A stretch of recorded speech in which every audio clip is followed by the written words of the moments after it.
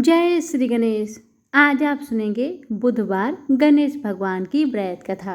कथा इस प्रकार है कि बहुत समय पहले की बात है। एक गांव था। उस गांव के कोने में एक छोटी सी झोपड़ी थी, जिसमें सरला अपनी बहू मीरा और पोती राधा के साथ रहती थी। सरला के पति बरसों पहले गुजर चुके थे और बेटा एक हादसे से चल बसा था। अब जीवन 3 औरतों के सहारे ही चल रहा था। सरला ने मीरा को कभी भी बहू नहीं समझा, हमेशा बेटी जैसा प्यार दिया। मीरा भी सरला को माँ का दर्जा देती थी। राधा नन्ही सी बच्ची हमेशा हंसती रहती, घर की रौनक थी। एक बार की बात है कि अचानक सरला की घर की हालत इतनी खराब हो गई कि खाने के लाले पड़ गए। और उस दिन था बुधवार का। मीरा ने कहा, माँ, आज बुधवार का दिन है और कहते हैं कि इस दिन गणेश भगवान से सच्चे दिल से मांगो तो सब पूरी हो जाती है। सरला बोली, बिल्कुल बेटी, आज हम सब मिलकर गणेश जी का व्रत ही रख लेते हैं, क्या पता भगवान की कृपा हम पर हो जाए। अब तीनों ने मिलकर उस दिन उपवास रखा। ऐसे भी भोजन का तो ठिकाना था ही नहीं, इसलिए तीनों ने मिलकर सोचा क्यों नहीं व्रत ही कर लिया जाए। भक्तों, नन्ही सी बच्ची यानी राधा ने अपने नन्हे नन्हे हाथों से मिट्टी की गणेश जी बनाई और तीनों ने मिलकर उनका ही पूजन किया। और बेचारी राधा बड़े ही मासूमियत से बोली, हे गणेश जी भगवान, बस मुझे मेरी मम्मी और दादी को हंसते हुए देखना है, इतना ही कृपा करे। भक्तों, ठीक उसी रात सरला ने अपने सपने में गणेश जी को देखा। वे मुस्कुराकर बोले, तुम्हारा प्रेम और त्याग मुझे भाया। तुम्हारे घर में अब कभी अन्न की कमी नहीं होगी। जब सुबह दरवाज़ा खुला, बाहर एक अनजान आदमी खड़ा था। वह बोला, मैं आपके बेटे का पुराना मित्र हूँ। उन्होंने मेरे पास कुछ पैसे जमा किए थे, अब वो आपके हैं। और उसने एक थैला भी दिया जिसमें एक चिट्ठी लिखी हुई थी, माँ, अगर मुझे कुछ हो जाए तो ये पैसे आप तक जरूर पहुँचे। सरला की आंखों में आंसू बह निकले। गणेश जी की कृपा से वह घर फिर से खुशियों से भर गया।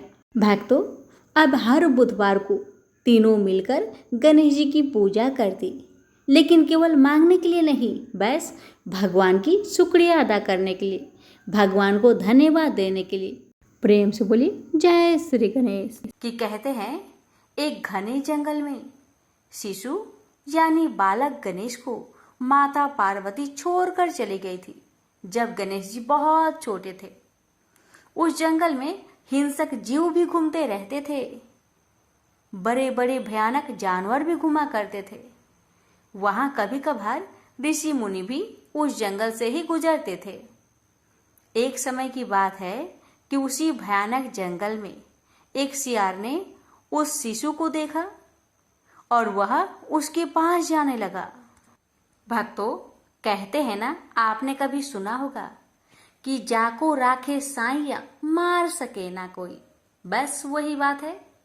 भक्तों, तभी उसी समय ही वहां ऋषि वेद व्यास के पिता पराशर मुनि गुजरे और उनकी दृष्टि उस अबोध बालक पर पड़ी और उन्होंने देखा कि एक सियार भी उसी शिशु की ओर धीरे धीरे आ रहा था। पहले तो पराशर मुनि ने सोचा कि कहीं यह इंद्र का कोई खेल या माया जाल तो नहीं जो मेरा तप भंग करना चाहता है। यही सोचते हुए महर्षि पराशर तेजी से उस शिशु की ओर बढ़े और पराशर ऋषि को आगे बढ़ते देख सियार वहीं पर रुक गया और धीरे धीरे करके वह जंगल में जाकर गुम हो गया। महर्षि पराशर ने उस बालक को ध्यान से देखा। उस बालक की 4 भुजाएं थी, रक्तवर्ण और गज बदन था, सुंदर वस्त्र पहन रखे थे। तब उन्होंने उसके छोटे छोटे चरणों को देखा तो उस पर ध्वज, अंकुश और कमल की रेखाएं स्पष्ट नजर आ रही थी। भक्तों, यह देखकर महर्षि के शरीर में रोमांच हो आया और वे समझ गए कि यह कोई साधारण बालक तो नहीं हो सकता, बल्कि ये तो स्वयं भगवान थे। तब उन्होंने शिशु के चरणों में अपना मस्तक रख दिया और वे खुद को भाग्यशाली समझने लगे। वे उस शिशु को लेकर अपने आश्रम में चल पड़े। भक्तों, जब पराशर ऋषि की पत्नी वत्सला ने जब महर्षि के हाथों में एक नन्हे बालक को देखा तो पूछा, यह आपको कहाँ से मिला? तो महर्षि ने कहा कि यह जंगल के एक सरोवर के तट पर पड़ा था। लगता है कि कोई क्रूर हृदय अभागा इसे वहां छोड़ गया है। वत्सला शिशु को देखकर बड़े प्रसन्न हुई। तब पराशर ने अपनी पत्नी को समझाया कि यह साक्षात त्रिलोकीनाथ है, यह हमारा उद्धार करने के लिए आए हैं।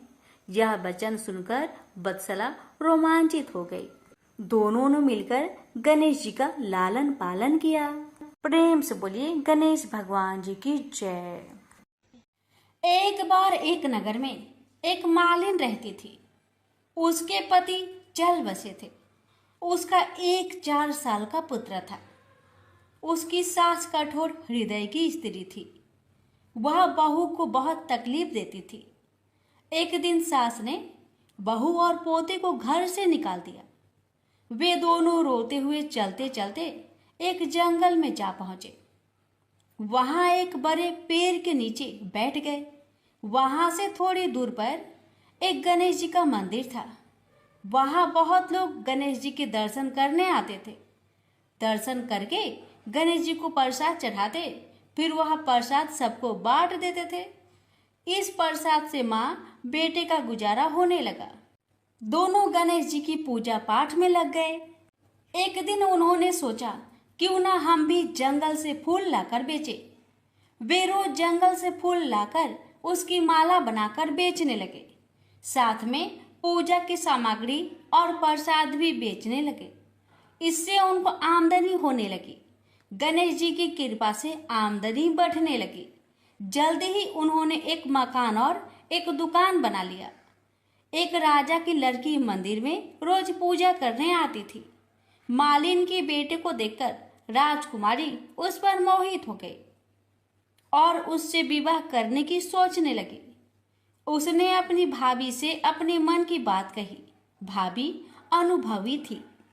उसने कहा, ये तो मालिन का बेटा है और तुम एक राजा की बेटी हो। यदि तुमने उससे विवाह किया तो तुम्हारी बहुत बेइज्जती होगी। पर राजकुमारी अपनी बात पर अड़ी रही। उसने कहा, मैंने तो प्रतिज्ञा कर ली है कि उसी से विवाह करूंगी। भाभी ने घर जाकर सारी बात राजा को बता दी। राजा ने मना नहीं किया और विवाह के लिए तैयार हो गए। उन्होंने बड़े धूमधाम से बेटी का विवाह मालिन के बेटे के साथ कर दिया। मालिन ने सबसे पहले बेटे बहू को गणेश जी की मंदिर में ले जाकर पूजा पाठ करवाया और गणेश जी का आशीर्वाद दिलवाया।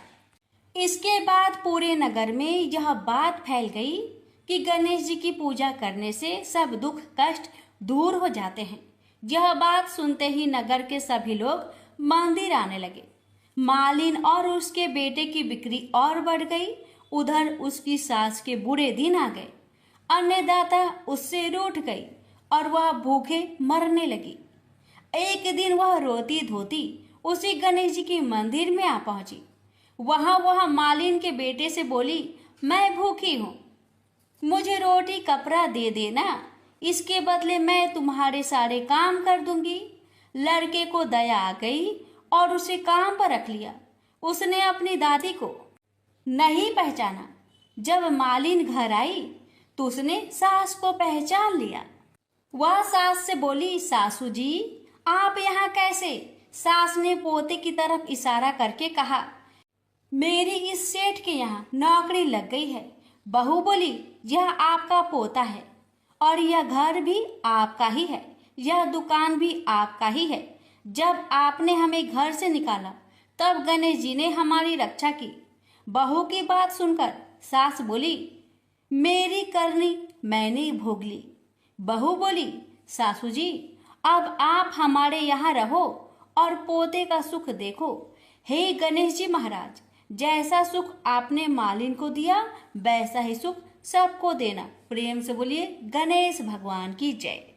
समतापुर नगर में मधुसूदन नाम का एक धनी व्यक्ति रहता था।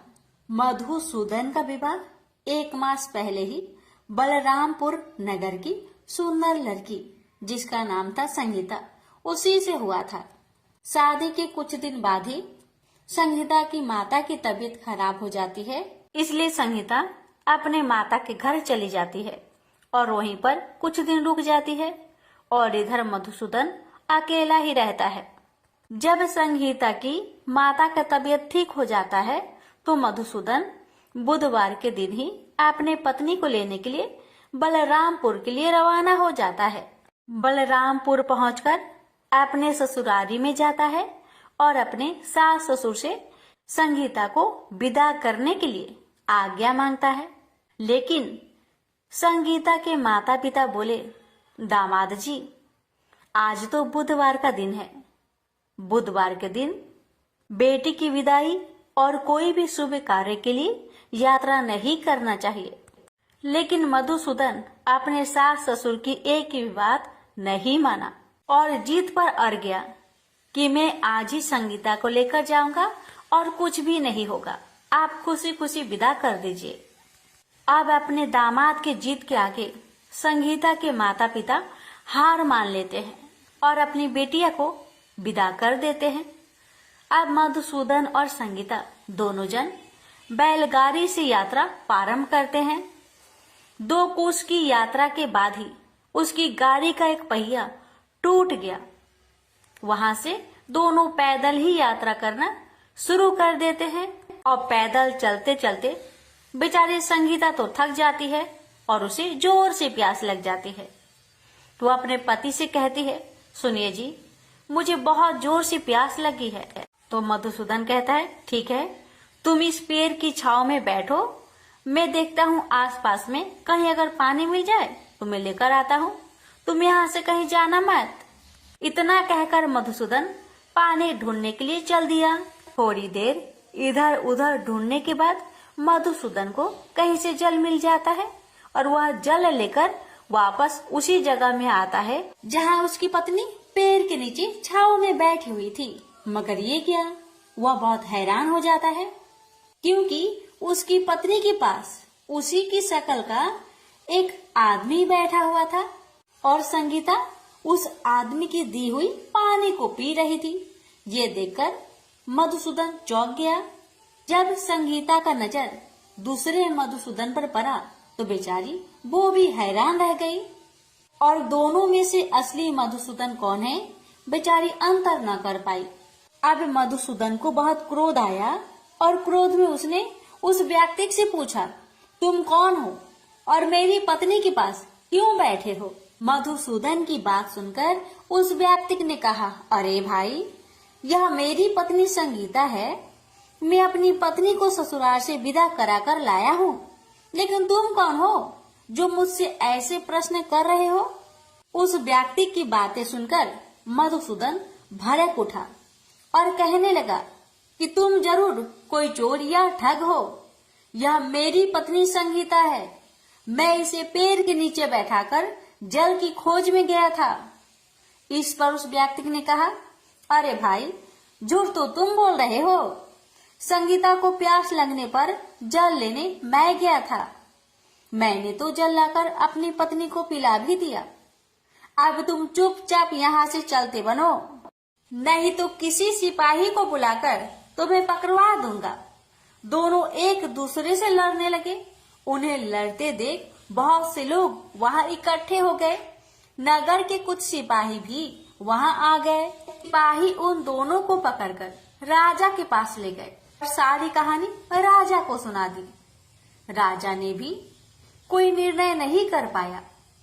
संगीता भी उन दोनों में से अपने वास्तविक पति को नहीं पहचान पा रहे थे। राजा ने दोनों को ही कारागार में डाल देने के लिए कहा।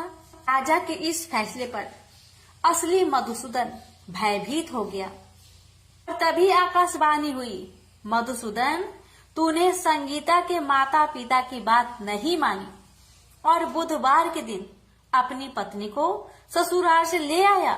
यह सब भगवान बुद्ध देव के प्रकोप से हो रहा है। भविष्यवाणी सुनकर मधुसूदन बहुत डर गया और हाथ जोड़कर बुद्ध देव से क्षमा प्रार्थना करने लगा कि हे बुद्ध देव, हे भगवान, मुझसे बहुत बड़ी गलती हो गई कि मैंने अपने सास ससुर की बातें न मानी। उसका सजा मुझे मिल चुका है। हे भगवान, कृपा करके मुझे क्षमा कर दीजिए। मैं आगे से ऐसी गलती कभी नहीं करूंगा। मुझे माफ कर दीजिए। मैं भविष्य में आप कभी भी बुधवार के दिन यात्रा नहीं करूंगा और सदैव बुधवार को आपका व्रत किया करूंगा और कथा सुना करूंगा। मधुसूदन के प्रार्थना करने से भगवान बुद्ध देव उसे क्षमा कर देते हैं और तभी दूसरा व्यक्ति राजा के सामने से ही गायब हो जाता है। राजा और दूसरे लोग इस चमत्कार को देखकर हैरान हो गए। भगवान बुद्ध देव की इस अनुकंपा से राजा ने मधुसूदन और उसकी पत्नी को सम्मान पूर्वक विदा किया। कुछ दूर चलने पर रास्ते में उन्हें वही बैलगाड़ी मिल गई। बैलगाड़ी का टूटा हुआ पहिया भी अपने आप जुड़ा हुआ था। दोनों उसमें बैठकर समतापुर की ओर चल दिए।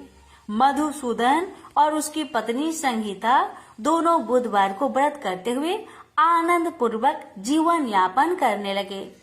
इस तरह भगवान बुद्ध देव की कृपा से उनके यहाँ खुशियाँ बरसने लगी। इस तरह जो भी स्त्री या पुरुष विधिवत बुधवार का व्रत करके व्रत कथा को श्रद्धा पूर्वक सुनते हैं, भगवान बुद्ध देव उनके सभी कष्टों को दूर करते हैं। प्रेम से बोलिए बुद्ध देव भगवान की जय।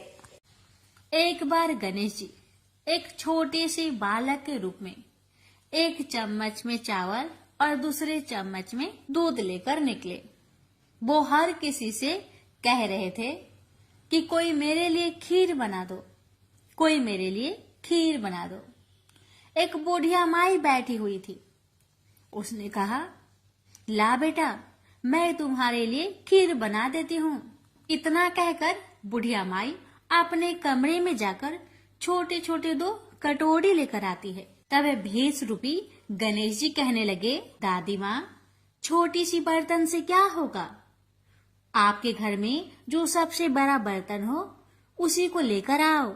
बुढ़िया माई मुस्कुराकर बच्चे की मन रखने के लिए, उसके खुशी के लिए अपने घर की सबसे बड़ा बर्तन लेकर बाहर आई और बालक गणेश के सामने रख दिया। अब तो बुढ़िया माई की आंखें फटी की फटी रह गई। वह जो थोड़े से चावल थे, 1 चम्मच चावल उस बर्तन में डालते ही बर्तन चावल से भर गया और दूसरे बर्तन में 1 चम्मच का दूध डालने से ही बर्तन दूध से भर गया। ये सब देख बुढ़िया आश्चर्य में पड़ गई। अब इतना होने के बाद 20 रुपये गणेश जी कहते हैं, दादी माँ, मैं नहाकर आता हूँ, आप खीर को बनाकर तैयार कर लो। जब बुढ़िया माई बड़े ही प्यार से खीर को बनाया, बूढ़ी माई के पोते पोती खीर खाने के लिए रोने लगे। बुढ़िया ने कहा, गणेश जी, आपके भोग लगे। इतना कहकर चूल्हे में थोड़ी सी खीर डाली और अपने दोनों बच्चों को कटोरी भर भर कर खीर दे दिया। बूढ़ी माई की पड़ोसन ऊपर से देख रही थी, तो बुढ़िया माई ने सोचा ये पड़ोसन जरूर चुगली कर देगी। तो बुढ़िया माई ने उसे भी 1 कटोरा खीर भरकर उसे भी पकड़ा दिया। अब होता है ये कि बेटे की बहू चुपके से आई और 1 कटोरा खीर लेकर बड़े प्रेम से खाई और कटोरा को चक्की के नीचे छुपा दिया। अभी भी गणेश जी नहीं आए थे। बुढ़िया माई को भी भूख लग रही थी। बेचारे वो भी 1 कटोरा खीर भरकर किवाड़ के पीछे बैठकर एक बार फिर कहा, हे गणेश जी, आपको भोग लगे, ऐसा कहकर खाना शुरू कर दिया। तभी गणेश जी आ गए। तो बुढ़िया माई कहने लगी, आजा रे गणेशिया, खीर खा लो, मैं आपके ही राह देख रही थी। गणेश जी ने कहा, दादी माँ, मैंने खीर पहले ही खा ली है। तो बुढ़िया माई ने कहा, कब खाई?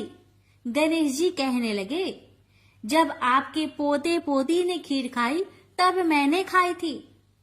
जब आपकी पड़ोसन ने खाई थी तब भी मैंने खाई थी। और जब बूढ़ी माँ आपकी बहू ने खाई तब भी मैंने खाई थी। और अब जब आप खा रही हो तो मेरा पेट पूरी तरह से भर गया है। तो बुढ़िया माई कहने लगी, बेटा, तुम्हारी सब बात सच है, पर मैं कैसे मानूं कि मेरी बहू ने खीर खाई? बेचारी सुबह से काम में लगी रही है, तो फिर उसने कब खाई?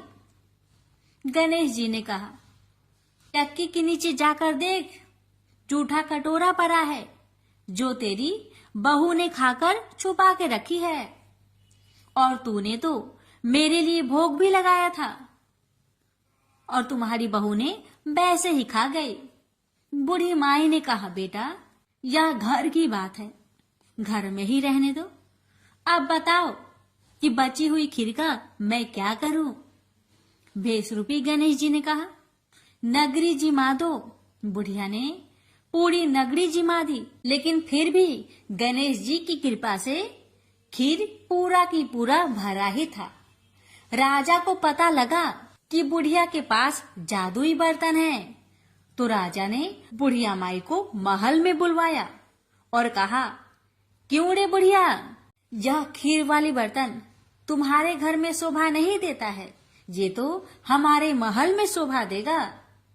तो बुढ़िया ने कहा, राजा जी, अगर आपको खीर का बर्तन लेना है तो ले लो। अब तो राजा लालच में पड़कर बुढ़िया माई के खीर के बर्तन को मंगवा लिया। खीर के बर्तन महल में लाते ही कीड़े मकोड़े, बिच्छू, कछले हो गए और खीर से दुर्गंध आने लगी। यह देखकर राजा ने बुढ़िया से कहा कि हे बुढ़िया, क्या तुम जादू टोना जानती हो? ये खीर के बर्तन महल में आते ही कीड़े मकोड़े बिच्छू में बदल गए, ऐसा क्यों? मुझे बताओ। पहले तुम अपने खीर के बर्तन वापस ले लो, फिर मुझे सारी कहानी बताओ।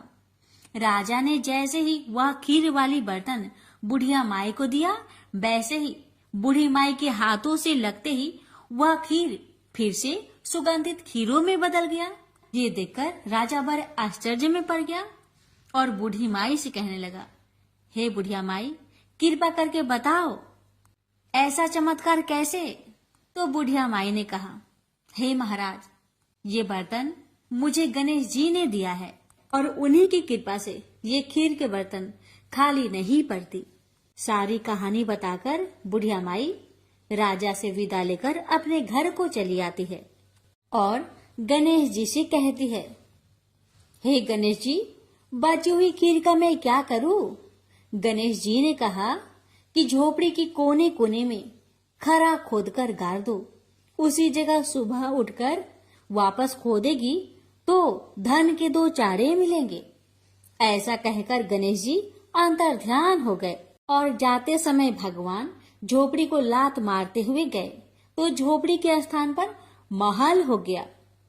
सुबह बहू ने फावड़ा लेकर पूरे घर को खोद दिया, लेकिन कुछ भी नहीं मिला। तो बहू कहने लगी, सासू जी, आपके गणेश जी झूठे हैं। तो सास ने कहा, बहू, मेरे गणेश झूठो नहीं है, ला मैं देखूं। वह सुई लेकर खोजने लगी तो टन टन कर 2 धन के चाड़े निकल आए। बहू ने कहा, सासू जी, आपके गणेश तो साचो ही हैं। सास ने कहा, गणेश जी तो भावनाओं के भूखे हैं। यह गणेश जी जैसे आपने बुढ़िया माई को दिया, वैसे सबको देना। विनायक जी की कहानी कहने वाले, हुक्कार भरने वाले और आसपास के सुनने वाले सबको देना। प्रेम से बोलिए, जय श्री गणेश। पौराणिक कथा के अनुसार एक समय की बात है कि भगवान विष्णु का विवाह माता लक्ष्मी जी के साथ निश्चित हुआ। विवाह की सभी तैयारी होने लगी।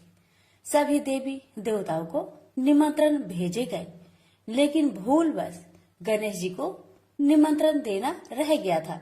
इधर भगवान विष्णु की बारात जाने का समय आ चुका था। सभी देवता अपनी पत्नियों के साथ विवाह समारोह में शामिल होने को आए, परंतु सभी देवी देवताओं ने देखा कि गणेश जी कहीं दिखाई नहीं दे रहे हैं। तब उन सभी ने आपस में चर्चा की, क्या गणेश जी को नहीं न्योता दिया गया या गणेश जी ही नहीं आए हैं। सभी को इस बात पर बहुत आश्चर्य हुआ। इस बात पर उन सभी ने विष्णु भगवान से ही इसका कारण पूछा। विष्णु भगवान से पूछने पर उन्होंने कहा कि हमने गणेश जी के पिता भोलेनाथ, महादेव और माता पार्वती को न्योता भेजा था। यदि गणेश जी अपने पिता के साथ आना चाहते तो आ जाते, अलग से उन्हें न्योता देने की कोई आवश्यकता भी नहीं थी। दूसरी बात यह है, उनको खाने में 1.25 मन मूंग, 1.25 मन चावल, 1.25 मन घी और 1.25 मन लड्डू का भोजन चाहिए। यदि गणेश जी नहीं आएंगे तो कोई बात नहीं, दूसरे के घर जाकर इतना सारा खाना पीना अच्छा भी नहीं लगता। इतना वार्ता कर ही रहे थे कि किसी एक ने सुझाव दिया, यदि गणेश जी आते तो उनको द्वारपाल बनाकर बैठा सकते थे कि आप घर की याद रखना, आप तो चूहे पर बैठकर धीरे धीरे चलोगे तो बारात में बहुत पीछे रह जाओगे। यह सुझाव सबको पसंद आ गया, तो फिर विष्णु भगवान ने भी अपनी सहमति दे दी। तब गणेश जी को निमंत्रण देकर आमंत्रित किया और उनको समझा बुझाकर घर की रखवाली करने को बैठा दिया गया। बारात चल दी। तब नारद जी ने देखा कि गणेश जी तो दरवाजे पर ही बैठे हुए हैं, तो वे गणेश जी के पास गए और रुकने का कारण पूछा। गणेश जी कहने लगे कि विष्णु भगवान ने मेरा बहुत अपमान किया है। नारद जी ने कहा कि आप अपनी मूषक सेना आगे भेज दो तो वह रास्ता खोद देगी, जिससे उनके वाहन धरती में धंस जाएंगे। तब आपको सम्मान पूर्वक बुलाना पड़ेगा। अब तो गणेश जी ने अपनी मूषक सेना को आदेश दिया, जाओ, और सेना ने जमीन पोली कर दी।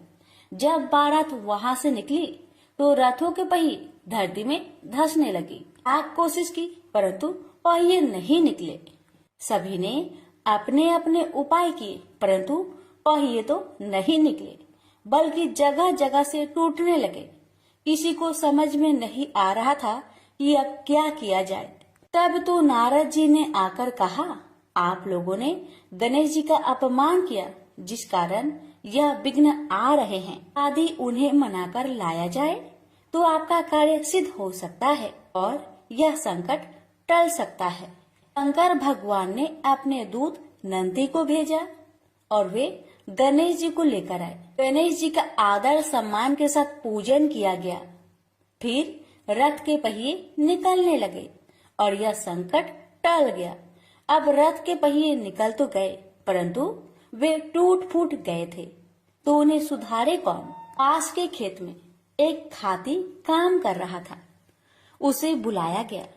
खाती अपना कार्य करने से पहले श्री गणेशाय नमः कहकर गणेश जी की वंदना मन ही मन करने लगा। देखते ही देखते खाती ने सभी पहियों को ठीक कर दिया। तब खाती कहने लगा कि हे देवताओं, आपने सर्वप्रथम गणेश जी को नहीं मनाया होगा और न ही उनकी पूजन की होगी, इसलिए तो आपके साथ यह संकट आया है। मैं तो मूर्ख अज्ञानी हूँ, फिर भी पहले गणेश जी को पूजते हैं, उनका ध्यान करते हैं। आप लोग तो देवगण हैं, फिर भी आप गणेश जी को कैसे भूल गए। अब आप लोग भगवान श्री गणेश जी की जय बोलकर जाए तो आपके सब काम बन जाएंगे और कोई संकट भी नहीं आएगा। ऐसा कहते हुए बारात वहां से चल दी और विष्णु भगवान का लक्ष्मी जी के साथ विवाह संपन्न करा के सभी सकुशल घर लौट आए। हे गणेश जी महाराज, आपने विष्णु को जैसा कारज सरियो ऐसा कारज सबको सिद्ध करिजो। बोलिए गजानन भगवान की जय। एक गांव था जिसमें एक सेठ जी अपने परिवार के साथ रहते थे। सेठ जी का गांव के पास के ही शहर में बड़ा व्यापार था। सेठ जी गणेश जी की पूजा श्रद्धा एवं विश्वास से करते थे, जिससे सेठ जी के घर में अन्न धन के भंडार सदैव ही भरे रहते थे। उनके जीवन में किसी भी प्रकार की कोई कमी नहीं थी। नित्य प्रतिदिन नियम अनुसार रोज वो नदी पर नहाने जाते और आकर गणेश जी का पूजन करते, उन्हें भोग लगाते और फिर स्वयं भोजन करते थे। यह बात सेठानी जी को अच्छी नहीं लगती थी। वो धार्मिक नहीं थी और ईश्वर में इतना विश्वास नहीं रखती थी। एक बार सेठानी जी ने सोचा कि यह इतना गणेश जी को मानते हैं, गणेश जी की पूजा करते हैं, इससे होता क्या है? आज तो देखती हूँ वो कैसे गणेश जी की पूजा करते हैं। अगले दिन जब सेठ जी नदी पर नहाने जाते हैं तो सेठानी जी गणेश जी की मूर्ति को उठाकर मूर्ति को कपड़े से ढककर बगीचे में जमीन में दबा देती है। जब सेठ जी नदी पर से नहाकर घर आते हैं और देखते हैं कि गणेश जी की मूर्ति तो मंदिर में नहीं है, तो वो सेठानी से पूछते हैं, गणेश जी की मूर्ति मंदिर में नहीं है, कहाँ गई? तो सेठानी जी बोलती है, मुझे नहीं मालूम, मूर्ति को घर में बहुत ढूंढाते हैं। उस दिन क्योंकि वो गणेश जी को भोग नहीं लगा पाए, इसके लिए सेठ जी ने अन्न जल का भी त्याग कर दिया और गणेश जी से प्रार्थना करने लगे, हे प्रभु, लगता है आप मुझसे रुष्ट हो गए हो और कहीं चले गए हो। आप अपनी कृपा दृष्टि मुझ पर बरसाइए। ये प्रभु, मुझे दर्शन दीजिए। सेठ जी ने मन ही मन सोचा कि आपसे जब तक आप मुझे मिल नहीं जाते, मुझे दर्शन नहीं दे देते, तब तक मैं अन्न जल का त्याग करता हूँ। उस दिन पूरा निकल गया। रात्रि में सेठ जी की भक्ति से प्रसन्न होकर गणेश जी भगवान ने सपने में गणेश जी भगवान एक छोटे से चूहे के साथ खेल रहे होते हैं और चूहे को खाने को लड्डू देते हैं। चूहा लड्डू लेकर बगीचे में जाता है और जमीन को खोदता है और लड्डू वहीं डाल देता है। अचानक सेठ जी की नींद खुल जाती है।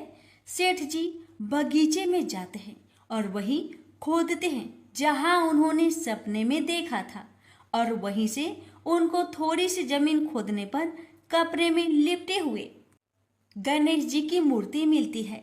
सेठ जी गणेश जी की मूर्ति की पूजा करके उनको यथास्थान स्थापित करते हैं और सेठानी के पूछने पर सारा वृत्तांत उन्हें सच सच बताते हैं। बात जानकर सेठानी जी को आश्चर्य होता है और सेठानी जी मन ही मन श्रद्धा एवं विश्वास से गणेश जी भगवान की भक्त बन जाती है और सेठ जी से कहती है कि मुझसे बड़ा भारी अपराध हो गया है। अब हम दोनों पति पत्नी प्रेम सहित गणेश जी भगवान की आराधना करेंगे एवं उनकी पूजा में कभी कोई कमी नहीं आने देंगे। यह सुनकर सेठ जी अत्यधिक प्रसन्न हो जाते हैं और दोनों पति पत्नी गणेश जी भगवान को धन्यवाद करते हैं। जय बोलो, गणेश जी भगवान की जय हो, सदा ही जय हो। प्रभु अपनी अनुकंपा सेठ सेठानी के समान ही हम सभी पर बनाए रखना। कहानी सुनने वालों की सभी मनोकामनाएं पूर्ण करना। एक बार गणेश जी एक बहुत सुंदर गांव से गुजर रहे थे। इस गांव के खेत हरे भरे थे। सुबह का समय था। ठंडी पवन का आनंद लेते हुए गणेश जी मूषक पर सवार होकर चले जा रहे थे। इतने में वह एक खेत से गुजरे तो आनंदवश फसलों में हाथ फिरा दिया। गणेश जी के ऐसा करने से उस फसल के कुछ दाने हाथ में आ गए। अब गणेश जी को पछतावा हुआ कि उन्होंने तो चोरी कर ली। भले ही उन्होंने जानबूझकर नहीं चुराया, लेकिन अब फसल के दाने तो उनके हाथ में आ गए। गणेश जी ने गिने तो वह 12 थे। अब गणेश जी ने उस खेत के मालिक को खोजा और उन सेठ जी के यहाँ 12 साल की नौकरी पर लग गए। एक दिन सेठानी राख से हाथ धोने लगी तो गणेश जी ने सेठानी का हाथ पकड़कर मिट्टी से हाथ धुलवा दिया। सेठानी ने सेठ जी से शिकायत की और कहा कि देखो, नौकर ने मेरा हाथ पकड़ लिया। सेठ जी ने गणेश को बुलाकर पूछा कि तुमने सेठानी का हाथ क्यों पकड़ा? गणेश जी ने बोला कि मैंने तो बस ये कह रहा था कि राख से हाथ धोने से घर की लक्ष्मी नाराज होकर घर से चली जाती है और मिट्टी से हाथ धोने से आती है। सेठ जी ने सोचा कि गणेश ठीक कह रहा है। थोड़ी दिनों बाद कुंभ का मेला आया। सेठ जी ने कहा, गणेश, सेठानी को कुंभ के मेले में स्नान करा के ले आओ। सेठानी किनारे पर बैठकर नहा रही थी तो गणेश जी उनका हाथ पकड़कर आगे डुबकी लगवा लाए। घर आकर सेठानी ने सेठ से कहा कि गणेश ने तो मेरी इज्जत ही नहीं रखी और इतने सारे आदमियों के बीच में मुझे घसीटकर आगे पानी में ले गए। तब सेठ जी ने गणेश जी से पूछा कि ऐसा क्यों किया? तो गणेश जी ने कहा कि सेठानी किनारे बैठकर गंदे पानी से नहा रही थी तो मैं आगे अच्छे पानी में डुबकी लगवा कर ले आया। इससे अगले जन्म में बहुत बड़े राजा और राजपाट मिलेगा। सेठ जी ने सोचा कि गणेश ठीक कह रहा है। एक दिन घर में पूजा पाठ हो रही थी, हवन हो रहा था। सेठ जी ने गणेश को कहा कि जाओ सेठानी को बुलाकर ले आओ। गणेश सेठानी को बुलाने गए तो सेठानी काली चुनरी ओढ़कर चलने लगी तो गणेश जी ने काली चुनरी फाड़ दी और कहा कि लाल चुनरी ओढ़ के चलो। सेठानी नाराज होकर सो गई। सेठ जी ने आकर पूछा क्या बात है तो सेठानी बोली कि गणेश ने मेरी चुनरी फाड़ दी। सेठ जी ने गणेश को बुलाकर बहुत डांटा तो गणेश जी ने कहा, पूजा पाठ में काला वस्त्र नहीं पहनते हैं, इसलिए मैंने लाल वस्त्र के लिए कहा। काला वस्त्र पहनने से कोई भी शुभ काम सफल नहीं होता है। फिर सेठ जी ने सोचा कि गणेश है तो समझदार। एक दिन सेठ जी पूजा करने लगे तो पंडित जी ने बोला कि वो गणेश जी की मूर्ति लाना भूल गए, अब क्या करें? तो गणेश जी ने बोला कि मेरी को ही मूर्ति बनाकर विराजमान कर लो, आपके सारे काम सफल हो जाएंगे। यह बात सुनकर सेठ जी को भी बहुत गुस्सा आया और वे बोले कि तुम तो अब तक सेठानी से ही मजाक करते थे, मेरे से भी करने लगे। तो गणेश जी ने कहा, मैं मजाक नहीं कर रहा हूँ, मैं सच बात कह रहा हूँ। इतने में ही गणेश जी ने गणेश जी का रूप धारण कर लिया और सेठ और सेठानी ने ही गणेश जी की पूजा की। पूजा खत्म होते ही गणेश जी अंदर ध्यान हो गए। सेठ सेठानी को बहुत धोखा हुआ और उन्होंने कहा कि हमारे पास तो गणेश जी रहते थे और हमने उनसे इतना काम करवाया। तो गणेश जी ने सपने में आकर सेठ जी को कहा कि आपके खेत में से मैंने 12 अनाज के दाने तोड़ लिए थे, उसी का दोष उतारने के लिए मैंने आपके यहाँ काम किया था। सेठ जी की करोड़ों की माया हो गई। हे गणेश जी महाराज, जैसा सेठानी को दिया वैसा सबको देना, कहते को सुनते को और सारे परिवार को दे देना। जय श्री गणेश जी। एक बार पथवाड़ी माता पाल और विनायक जी में झगड़ा हो गया। सब आपस में स्वयं को बड़ा बताने लगे। इतने में एक ब्राह्मण का लड़का आया। पाल, पथवाड़ी, गजानन जी ने उसे रोका और कहा, लड़के रुक जा और हमारा न्याय कर। लड़का बोला, मैं कल वापस आऊंगा तब न्याय करूंगा। घर आकर लड़के ने माँ से कहा, माँ, मुझे कल पाल, पथवाड़ी माता, विनायक जी का न्याय चुकाना है। तो माँ ने कहा, बेटा सबको बड़ा बता देना। दूसरे दिन लड़का वहाँ गया और बोला, पाल माता, आप बड़ी हो, क्योंकि हर व्यक्ति आता है और स्नान ध्यान करके शुद्ध होकर जाता है और आप सबकी रक्षा करती हैं। हे पथवाड़ी माता, आप सबसे बड़ी हो, क्योंकि कितने भी तीर्थ धर्म ध्यान कर ले पर आपकी पूजा किए बिना उनका कार्य पूर्ण नहीं होता। आप जीवित को भी तारती हैं और मरने के बाद भी उद्धार करती है। पथवारी माता पथ की धारिणी, इसलिए आप बड़ी हो। अब विनायक जी से लड़का बोला, सबसे पहले शुभ काम में आपको ही मनाया जाता है। आपको ध्याये बिना कोई काम सिद्ध नहीं होता, इसलिए आप बड़े हो। पाल माता, पथवारी माता, विनायक जी भगवान लड़के की चतुराई से प्रसन्न हो गए और बोले, लड़के तुमने तो हम सबको बड़ा कर दिया। उसको सुखी रहने का आशीर्वाद दिया और जौ के दाने उसके अंगोछे में डाल दिया। लड़का सोचने लगा, ये तो घाटे का सौदा रहा। सारा दिन खराब कर न्याय किया और इतने से जौ मिले। उदास मन से घर आकर अंगोछा एक कोने में डाल दिया। माँ ने अंगोछा उठाया तो उसमें से हीरे मोती बिखर गए। तो माँ बोली, बेटा न्याय करके क्या लाया है? लड़का बोला, माँ कोने में जो पड़ा है देख लो। वहाँ गई, देखा हीरे मोती का ढेर लगा है। हीरे मोती जगमगा रहे हैं। माँ अत्यधिक प्रसन्न हो गई। माँ ने बेटे को बुलाया और कहा, बेटा आज तो पाल माता, पथवारी माता, विनायक जी भगवान आज तो हम पर प्रसन्न हुए हैं। माँ बेटे बहुत प्रसन्न हुए। हे भगवान, जैसा पाल माता, पथवारी माता, विनायक जी भगवान ने लड़के को दिया, वैसे सबको देना।